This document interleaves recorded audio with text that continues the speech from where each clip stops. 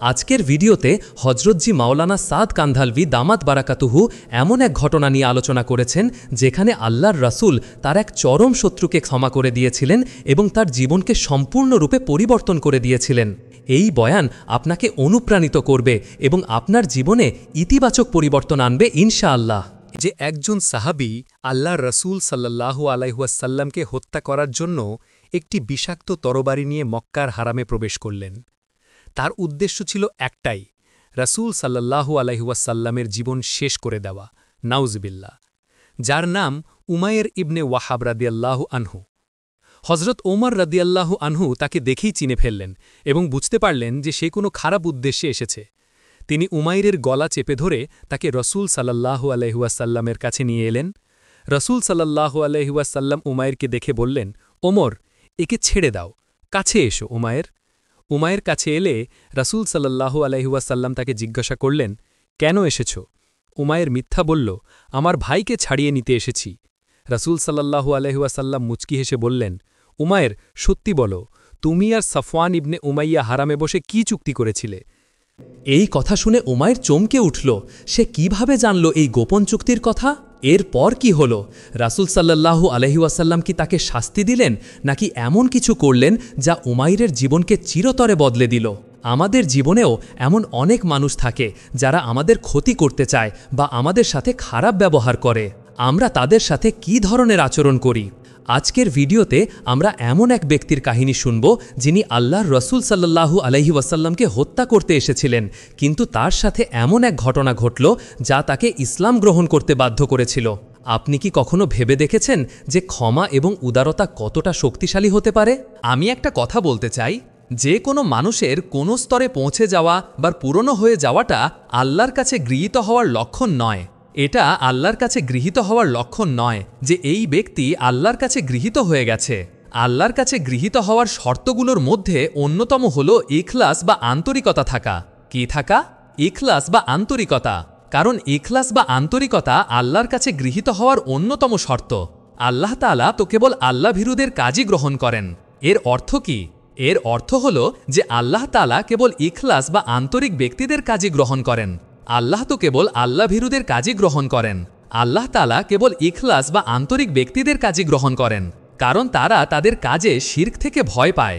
আমরা তো এটা আল্লাহর জন্য করছি, তোমরা আল্লাহর জন্য করছো, তো তোমাদের এই আল্লাহর জন্য করা কাজটি আল্লাহ পরীক্ষা করে দেখবেন। আর পরীক্ষা কিভাবে হবে? পরীক্ষা এভাবেই হবে যে কঠোর পরিশ্রমকারীদের কেউ জিজ্ঞেস করবে না। কঠোর পরিশ্রমকারীদের কেউ জিজ্ঞেস করবে না।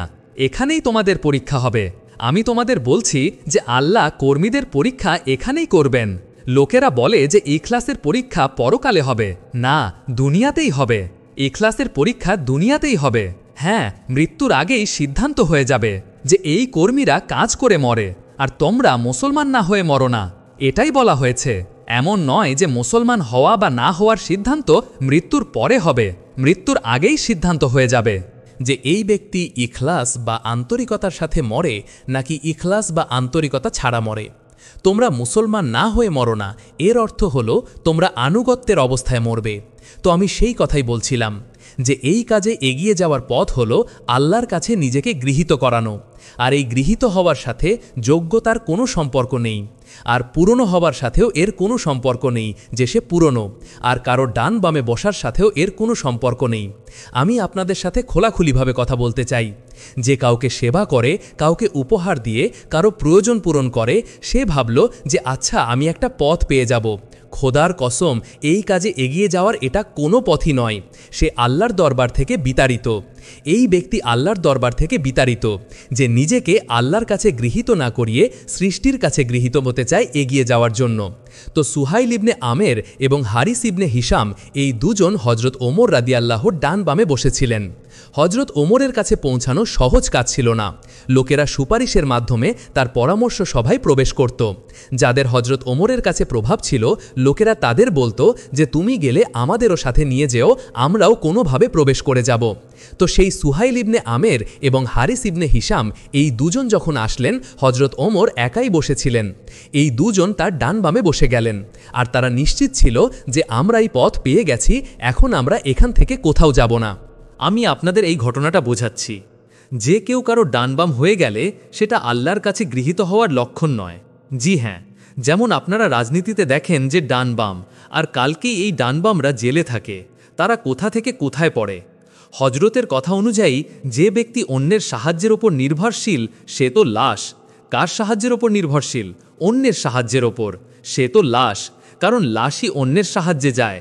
আর সত্য তো অন্যের সাহায্য ছাড়াই চলে, আর মিথ্যা তো মৃত, আর মিথ্যারই অন্যের সাহায্যের প্রয়োজন। তো যদি কোনো ব্যক্তি চলার জন্য অন্যের সমর্থন চায় তো সে তো মৃত, সে মৃত। যদি সে জীবিত থাকত তাহলে তার অন্যের সাহায্যের কি দরকার ছিল? তো এই দুজন সুহাইল ইবনে আমর এবং হারিস ইবনে হিসাম হজরত ওমরের কাছে বসেছিলেন।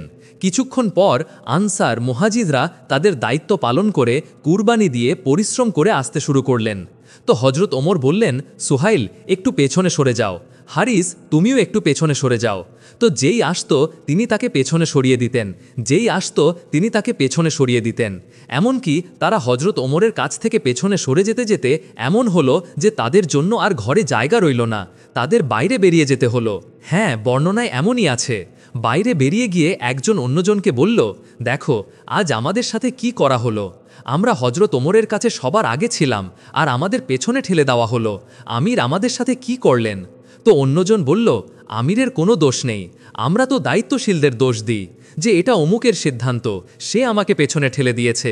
এটা অমুকের সিদ্ধান্ত, সে আমাকে এখান থেকে তুলে ওখানে ফেলে দিয়েছে। এটা অমুকের সিদ্ধান্ত, সে আমাকে অমুক দায়িত্ব থেকে সরিয়ে এখানে বসিয়ে দিয়েছে। এটা আমাদের ধারণা যে যদি সে আল্লাহর কাছে গৃহীত হতো তাহলে কোন শক্তি ছিল যে তাকে তার কাজ থেকে সরিয়ে দিত? একদম সোজা কথা। তো সুহাইল বলল যে আমিরের কোনো দোষ নেই, আমিরের কোনো দোষ নেই।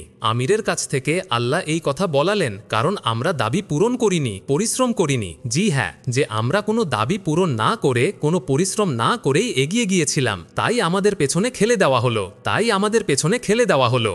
আমি সত্যি বলছি যে প্রত্যেক পেছনে সরে যাওয়া ব্যক্তি যেন তার ও আর আল্লাহর মধ্যকার সম্পর্ক নিয়ে চিন্তা করে, কারণ এটা তার প্রকৃতি যে সে যার সাথে সম্পর্ক স্থাপন করেছে এর দাবি হলো যে আমি এর সাথে সম্পর্ক রেখেছি, সে আমাকে এগিয়ে নিয়ে যাবে। যদি সে আমাকে এগিয়ে না নেয় তাহলে সে আমার সাথে জুলুম করছে। এটা মানুষের প্রকৃতি যে সে তার যোগ্যতা যার উপর খরচ করবে সে তার কাছ থেকে ভালোর আশা করবে যে আমাকে এর কাছ থেকে ভালো কিছু পেতে হবে।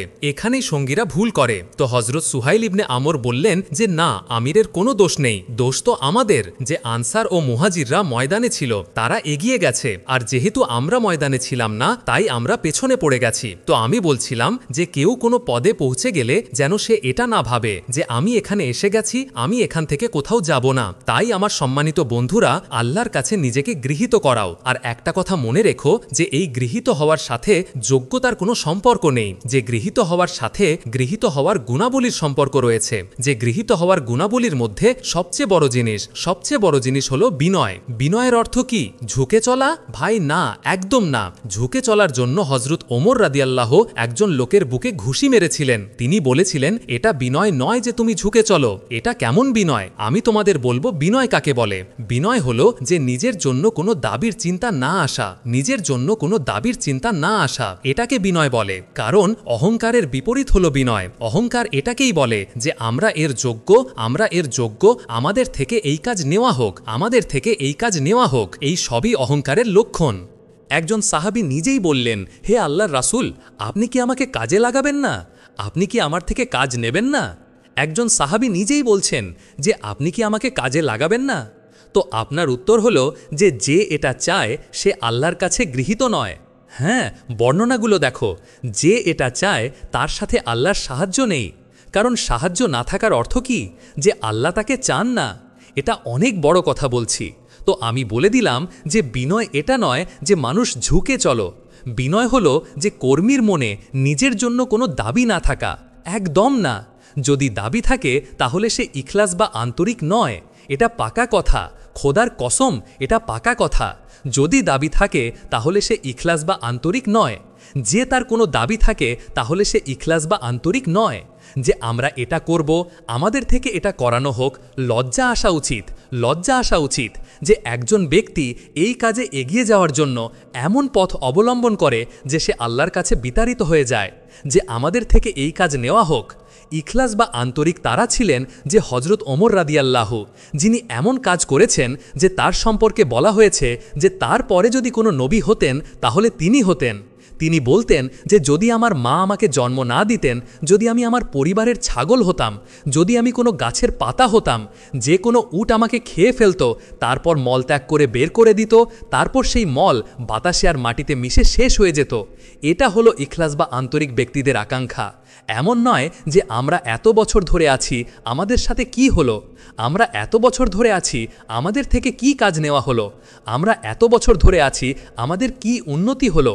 এটা তো চাকরিজীবীদের মধ্যে হয় দুনিয়াতে, যে 10 বছর ধরে কাজ করছে, 20 বছর ধরে কাজ করছে, আমাদের কি আমাদের প্রমোশন, হ্যাঁ আমাদের কতটা উন্নতি হলো, আমাদের এখানে এর কোনো ধারণাই নেই। যে বিনয়ী ব্যক্তি তাকেই বলে যার সৃষ্টির কাছে কোনো দাবি নেই, কারণ বিনয়ের অর্থ হলো যে সে নিজেকে এর যোগ্য মনে করে না। যদি সে নিজেকে এর যোগ্য মনে করত তাহলে সে দাবি করত, যদি সে নিজেকে এর যোগ্য মনে করত তাহলে সে ঝগড়া করত, শুধু দাবিই করত না, ঝগড়া করত। যে আমার বয়ান করানো হয়নি, আমার থেকে হেদায়াত দেওয়া হয়নি, আমার থেকে এটা করানো হয়নি, আমার থেকে ওটা করানো হয়নি। আর শুধু এটাই নয়, বরং সে তার সমর্থকদের, তার সমর্থনকারীদের পক্ষ নেবে। যে যার সমর্থন করে সে আমার সাথে, যে যার সমর্থন করে সে আমার সাথে। আমি সত্যি বলছি যে কর্মীদের দল ও তাদের ফিরকাগুলো এভাবেই তৈরি হয়েছে যে প্রত্যেক সমর্থনকারীর সাথে তার সমর্থনকারী এক হয়ে গেছে, যে তুমি আমার সাথে এসো, তুমি আমার সমর্থন করো, তুমি আমার সমর্থন করো। জি হ্যাঁ, আমরা সবাই মিলে এটা করব। জি হ্যাঁ। তারপরে দরজাটা খুলে যায় কর্মীদের মধ্যে। অথচ সুন্নত হলো যে আমি তোমাদের বলবো যে সুন্নত কি। যে সুন্নত হলো যে তুমি তোমার নিজের সমর্থনকারীর দিকে কোনো মনোযোগ দেবে না। সুন্নত এটাই যে তোমার সমর্থন করে তার দিকে কোনো মনোযোগ দেবে না। যখন জায়েদ ইবনে সানা রাদিয়াল্লাহু আল্লাহর রাসূলের গলা ধরেছিলেন আর তিনি তার ঋণের দাবি করেছিলেন 3 দিন আগে, ঘটনাটা অনেক লম্বা, এটা একটা প্রসিদ্ধ ঘটনা। তিনি আপনাকে ধাক্কা দিয়েছিলেন কারণ তিনি শুধু এটাই দেখতে চেয়েছিলেন যে তিনি নবী কিনা, তার মধ্যে কতটুকু ধৈর্য আছে। সঙ্গীতের ধৈর্যও আল্লাহ কর্মীদের মাধ্যমে পরীক্ষা করান যে দেখো এরা কাজের লোক কিনা, কারণ ধৈর্য রাখা নবুয়তের একটি লক্ষণ। নইলে তিনি আপনার চেহারাও দেখেছিলেন, আপনার নবীর মোহরও দেখেছিলেন, সব কিছুই দেখেছিলেন যে হ্যাঁ তিনি নবী, কিন্তু তিনি ধৈর্য দেখতে চেয়েছিলেন, কারণ ধৈর্য রাখা নবুয়তের একটি লক্ষণ। তো তিনি আপনার গলা ধরে ধাক্কা দিয়েছিলেন দেয়ালের সাথে আর বলেছিলেন যে তোমরা কুরাইশরা দেরি করো, সময় মতো দাও না। তো হজরত ওমর রাদিয়াল্লাহু বললেন যে যদি আল্লাহর রাসূলের অসন্তুষ্টির ভয় না থাকত তাহলে আমি তোমাকে হত্যা করতাম। এই বলে তিনি তরবারি বের করলেন। এই বলে কি করলেন? তরবারি বের করলেন হজরত ওমর, যে আমি একে হত্যা করব। আল্লাহর রাসূলের সাথে এই বাড়াবাড়ি! নিজে ঋণ দিলেন বিনা চাওয়াতে আর 3 দিন আগে দাবি করছেন গলা ধরে। দেখো বাড়াবাড়ি! নিজে উপকার করলেন, নিজে টাকা দিলেন, আপনি তো চাননি, তিনি তো লেনদেন করতে চেয়েছিলেন যে এর সাথে লেনদেন করো। তারপর দেখো এর মধ্যে কতটুকু ধৈর্য আছে। যদি সে আমার কথা সহ্য করে তাহলে সে নবী, আর যদি সে সহ্য না করে তাহলে সে নবী নয়। তিনি এই সিদ্ধান্তটা নিতে এসেছিলেন নিজের ব্যাপারে। তো হজরত ওমর তরবারি বের করলেন যে আমি একে হত্যা করব। আল্লাহর রাসূল বললেন, ওমর তুমি এটা কি করলে? অথচ আপনি তার সমর্থনে করছেন। সাহাবীরা তো আপনার জন্য প্রাণ দিতেন। আপনি এটা বলেননি যে ওমর আমার ভালোবাসায় করছে, ঠিক আছে ওমর তুমি ভালো করেছ, তুমিই তো আমার। জি হ্যাঁ, এখানে তো যে আমাদের সমর্থন করবে সে আমাদের সাথে, যে আমাদের সমর্থক সে আমাদের সাথে, আর তাদের সমর্থক তাদের সাথে। তো দল তৈরি হয়ে গেল। দল তৈরি হতে কতক্ষণ লাগে? যে নিজের সমর্থককে দমন করা সুন্নত, কারণ যে নিজের সমর্থককে দমন করবে সে হকের ওপর আছে। যে নিজের সমর্থককে দমন করবে সে হকের ওপর আছে, আল্লাহর সাহায্য তার সাথে আছে। আর যে নিজের সমর্থককে নিজের সমর্থকের উপকার মনে করবে সে ফাসাদ বাড়াবে, এতে ফাসাদ বাড়বে। তো আপনি বললেন, ওমর তুমি এটা কি করলে? আমাকে বলতে যে আমি তার হক আদায় করে দিই, আর তাকে বলতে যে সে সুন্দরভাবে দাবি করে। তিনি বললেন, ওমর, এদের নিয়ে যাও আর এদের নিয়ে গিয়ে এদের হক দিয়ে দাও আর 20 খেজুর এদের বেশি দেবে। আল্লাহ আমাকে মাফ করুন, আমি আমার কাজের পরিবেশে এমন কোনো কর্মী দেখি না যে অত্যাচারীর ওপর উপকার করে। কার ওপর? অত্যাচারীর ওপর। অত্যাচারীর ওপর উপকার করে। উপকার তো এটাই ছিল দাওয়াতের কাজে, যে অত্যাচারীর ওপর উপকার করো। আসল উপকার আমাদের এখানে এটাই ছিল। লোকেরা তো এটা বুঝেছে যে যে উপকার করে তার ওপর উপকার করো। এতে উম্মত কখনো তৈরি হয় না, এতে উম্মত কখনো তৈরি হয় না। লোকেরা উপকার করে উপকারকারীর ওপর, যে আমরা এর ওপর উপকার করব, এর আমাদের ওপর উপকার আছে। না, নবুয়তের স্থান অনেক উঁচু, সেখানে এই হুকুম আছে যে উপকার করো কার ওপর? অত্যাচারীর ওপর। অত্যাচারীর ওপর উপকার করো, তাহলেই তারা বুঝবে যে হ্যাঁ, তিনি নবী। কারণ নবী তো হেদায়াত চান, তাই না? তো যদি কেউ তাকে কষ্ট দেয়, তাহলে তিনি বদলেতে উপকার, যে জাইদ ইবনে সানাকে 20 খেজুর বেশি দেবে ওমর, কারণ তুমি তাকে ধমক দিয়েছ। বর্ণনায় এমনই আছে। নিজের কোনো কথাই বললেন না যে সে আমার সাথে কি করেছে। জি হ্যাঁ, এখানে তো সঙ্গীরা বলে যে এটা নবীর পথ। কি বলে মেম্বারে বসে? যে এটা নবীর পথ, আর নবীর কষ্ট সহ্য করার জন্য তৈরি নয়। জি হ্যাঁ, যে আমার ওপর জুলুম হচ্ছে, আমাকে কষ্ট দেওয়া হচ্ছে। জি হ্যাঁ, এই অভিযোগ। আর বলে কি যে এটা নবীর পথ, যে এই পথ ধরেছে আর অভিযোগ করে। আল্লাহর রাসূল সাল্লাল্লাহু আলাইহি ওয়াসাল্লামকে যখন আহত করা হলো, আপনি বললেন যে সেই জাতি কিভাবে সফল হবে যে তার নবীর রক্তপাত করে। আল্লাহ বললেন, নবী, আপনার অভিযোগ করার কোনো অধিকার নেই। কার অভিযোগ? কার অভিযোগ? কাফেরদের। হ্যাঁ, আমার কথাগুলো মনোযোগ দিয়ে শোনেন আপনারা, যে নবী, আপনার কাফেরদের অভিযোগ করার কোনো অধিকার নেই। কার কাছে? আল্লাহর কাছে। তো বলো, একজন মুসলমানের তার সঙ্গীর কাছে, আল্লাহর কাছে অভিযোগ করার কি, সঙ্গীর কাছে অভিযোগ করার কি অধিকার আছে? যে এই সঙ্গীরা গিয়ে সঙ্গীদের কাছে গিয়ে অভিযোগ করবে যে হ্যাঁ, উনি আমাদের সাথে এটা করেছেন। যখন কাফেরের অভিযোগ আল্লাহর কাছে করার যখন অনুমতি নেই নবীর, তোমরা আমার কথা নিয়ে চিন্তা করো, তোমার জন্য কোনো অধিকার নেই। নবী, আপনার এর কোনো অধিকার নেই যে আল্লাহ তাদের তওবা কবুল করুন বা তাদের শাস্তি দিন। তারা তো জালিম, আমরা জানি যে তারা জালিম। আমরা তাদের হেদায়েত দিয়ে মাফ করি বা তাদের জাহান্নামে ফেলে শাস্তি দিই, এটা আমাদের কাজ। আপনি কি করবেন? হ্যাঁ, আপনি তো কাজ করবেন। আর এখানে তো আমার কি বলবো, অবস্থাটাই অদ্ভুত। যে সে আমার কথা কেটে দিয়েছে, তো আমি তার কথা কেটে দেব। সে আমার কথা কেটে দিয়েছে, আমি তার কথা কেটে দেব। এই জি হ্যাঁ, তোমরা আমার কথা নিয়ে চিন্তা করো। সেখানে অত্যাচারীর ওপর উপকার করা হচ্ছে। অত্যাচারীর ওপর উপকার। কর্মীরা এক হতে পারবে না যতক্ষণ না তারা কষ্টদানকারীর ওপর উপকার করে। অর্থাৎ যে কষ্ট দেয় তার ওপর, যে কষ্ট দেয় তার ওপর উপকার করো, তাহলেই মিলন হবে। এর বাইরে মিলন হবে না। আপনি সবাইকে এক করে নিলেন। উমাইর ইবনে ওয়াহাব যে এসেছিলেন, তিনি তো আপনাকে হত্যা করার জন্য তরবারি বিষে ডুবিয়ে নিয়ে এসেছিলেন। আর আপনার জানা ছিল যে সে আপনাকে হত্যা করতে আসছে। জি হ্যাঁ, এমন নয় যে আপনার খবর ছিল না। কেন উমাইর ইবনে ওয়াহাব? হত্যা করতে একদম, যে আমি আপনাকে হত্যা করতে যাচ্ছি। আর এই শর্তে এসেছিলেন যে উমাইর ইবনে ওয়াহাবের স্ত্রী সন্তানদের সব সাফওয়ান ইবনে উমাইয়া দায়িত্ব নেবে। তো হজরত ওমর বুঝে গেলেন যে এই উমাইর ইবনে ওয়াহাব আমাকে হত্যা করতে এসেছে। এর গলায় তরবারি ঝুলছে। তরবারিকে বিষে ডুবিয়ে তৈরি করা হয়েছিল, ধার দেওয়া হয়েছিল, বিষে লাগানো হয়েছিল, আর চললেন হত্যা করতে। হজরত ওমর দেখে চিনে গেলেন যে এই খারাপ উদ্দেশ্যে এসেছে। হজরত ওমর তার গলা ধরেছিলেন তরবারির সাথে, আর টেনে নিয়ে আসছিলেন আল্লাহর রাসূলের কাছে। যখন আপনি দেখলেন, ওমর, একে ছেড়ে দাও, এর গলা তো ছাড়ো, এর গলা তো ছাড়ো, যে এর গলাটা ছাড়ো। হজরত ওমর তো চিন্তিত, হজরত ওমর, যে এ যেন কোনো হামলা না করে আপনার ওপর। যখন ভেতরে আসলেন, বললেন, ওমর, এখানে এসো, আমাদের কাছে এসো, আরও কাছে এসো। আসছিলেন কেন? হত্যা করতে। এটাও বলেননি যে তাকে ওখানে বসাও, ওখানে বোঝাও, তাকে দাওয়াত দাও, এর গলা থেকে আগে তরবারিটা নামাও, কিছুই না। যে এদের আমাদের কাছে নিয়ে এসো, এদের এখানে বসাও। আপনার সামনে এসে বসে গেলেন উমাইর ইবনে ওয়াহাব, আর গলায় তরবারি, আর উদ্দেশ্য হত্যা করা। যে কেন এসেছো? যে আমি তো আমার ভাইকে নিতে এসেছি, যে আপনার কাছে বন্দী আছে। তিনি বললেন, না, সত্যি বলো, কেন এসেছো? যে আমি তো বলছি যে আমি এজন্যই এসেছি। তিনি বললেন, উমাইর, সত্যি বলো, কেন এসেছো? যে আমি তো বলছি যে আমি ভাইকে নিতে এসেছি। তরবারি কেন নিয়ে এসেছো? যে তরবারি কি হয়েছে? তরবারি তো আমাদের কাজ অনেক খারাপ করেছে, আর তরবারি কোনো উপকারও দেয়নি। তো আপনি বললেন, না, তুমি আর সাফওয়ান ইবনে উমাইয়া সেখানে মক্কায় হারামে বসে কি কথা বলেছিলে নিজেদের মধ্যে, কি চুক্তি করেছিলে, আর তুমি আমাকে হত্যা করতে এসেছ? তিনি সাথে সাথে কলেমা পড়লেন। আমি তো ঘটনাটা শোনাচ্ছি না, আমি তো শুধু বলতে চাইছি যে হত্যাকারীকে বলছেন যে কাছে আনো, ওমর এর গলাটা ছাড়ো।